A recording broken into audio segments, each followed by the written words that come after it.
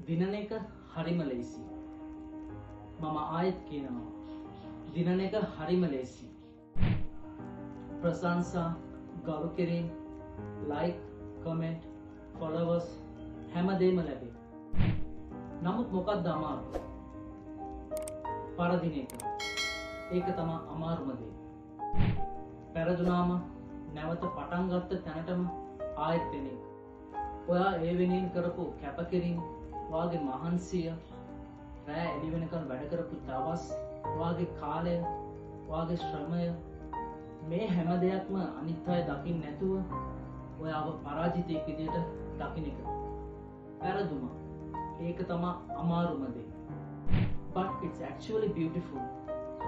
ඒක තමයි real life test එක. ඔයාගේ ශක්තිය ඔයා දැනගන්න එක.